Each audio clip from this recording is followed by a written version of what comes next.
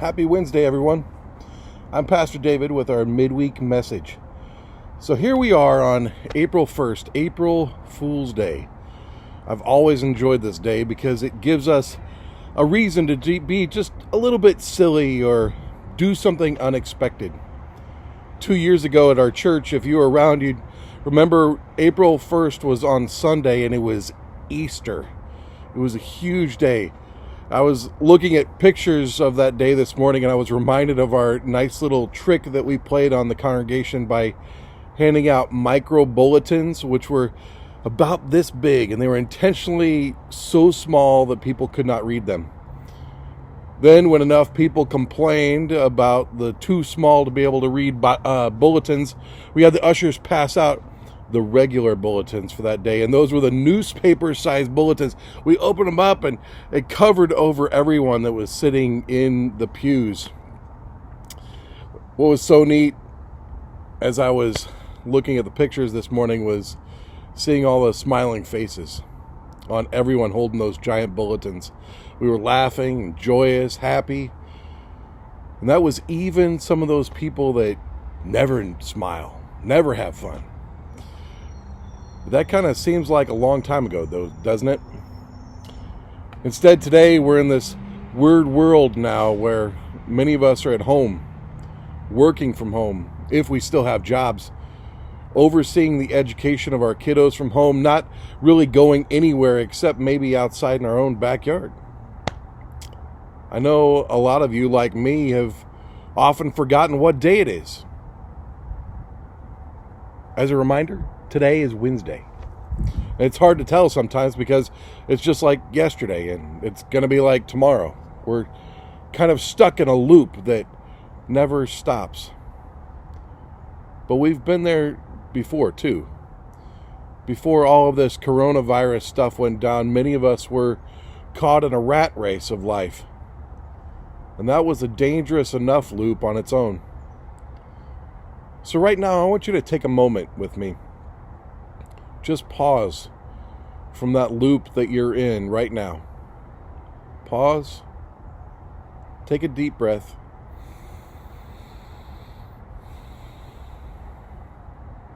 Watch this video.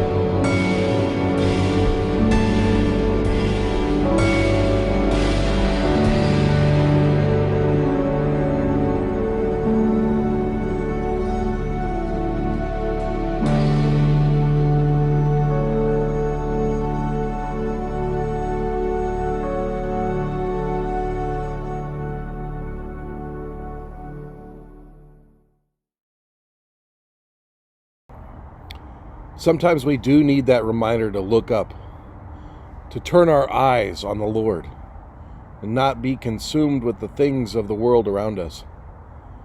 I mean, I know that there's a lot to be consumed by right now. Fear is a big one. Fear of the unknown, fear of death, not knowing what information we're hearing is correct. Do we mask up? Do we glove up? Do we wipe down everything? Do we do all those things? But what about all those plans that we had set for this month or even next month? We can really get consumed by the enormity of it all. Or we could just turn our eyes to the Lord and trust that all will be okay. I know it's difficult, especially in a time of trauma and tragedy, when we have friends and loved ones who have either contracted the virus or who won't listen to health officials and scoff at science. It's hard to rest in the Lord. But this is precisely when we need to look up, when we need to see God's presence in our lives. We need to see the goodness around us. We need to see and experience God's love when we don't know what is going to happen next.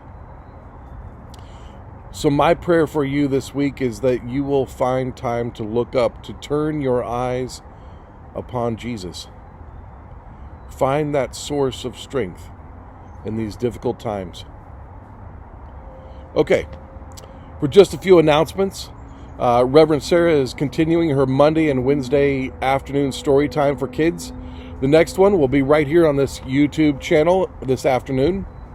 Trisha Hansen is our youth director, and she's leading a Zoom youth group event tonight at 8 o'clock. So make sure you turn in to that cool time.